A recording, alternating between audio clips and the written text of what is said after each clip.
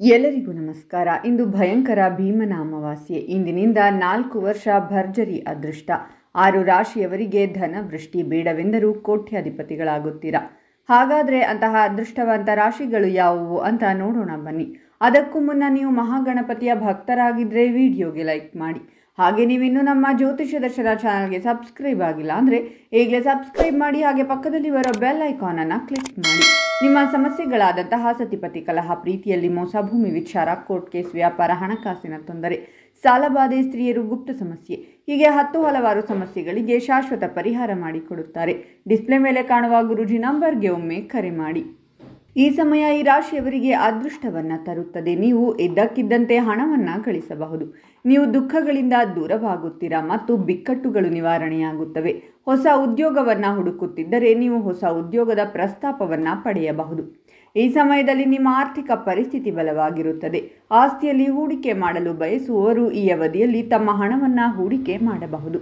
ಇದು ನಿಮಗೆ ದುಪ್ಪಟ್ಟು ಪ್ರಗತಿ ಮತ್ತು ರಾತ್ರೋರಾತ್ರಿ 4 ಪಟ್ಟು ಹಣದ ಬೆಳವಣಿಗೆಯನ್ನು ನೀಡುತ್ತದೆ.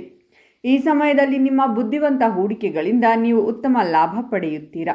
ಹಳೆಯ ಹೂಡಿಕೆಗಳು ಸಹ ಪ್ರಯೋಜನಕಾರಿಯಾಗುತ್ತವೆ. ಈ ಸಮಯದಲ್ಲಿ ನೀವು ಉದ್ಯೋಗ ಮತ್ತು ವ್ಯವಹಾರದಲ್ಲಿ ಪ್ರಗತಿಗೆ ಹೊಸ ಅವಕಾಶಗಳನ್ನು ಪಡೆಯುತ್ತೀರಾ.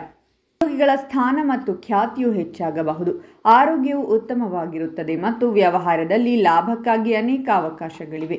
ಇದು ನಿಮ್ಮ ವ್ಯವಹಾರವನ್ನು ಹೆಚ್ಚಿಸುತ್ತದೆ. ನೀವು ಈ ಅವಧಿಯಲ್ಲಿ ವಾದ ವಿವಾದಗಳನ್ನು ತಪ್ಪಿಸಬೇಕು, ಏಕೆಂದರೆ ಅದು ಸಂಬಂಧದ ಮೇಲೆ ಪ್ರತಿಕೂಲ ಪರಿಣಾಮ ಬೀರುತ್ತದೆ.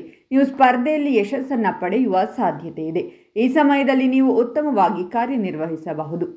ಇವರ ಆದಾಯದ ಮೂಲಗಳು ಹೆಚ್ಚಾಗುತ್ತವೆ. ಇದರಿಂದ ನಿಮಗೆ ಹಣದ ಕೊರತೆ ಇರುವುದಿಲ್ಲ.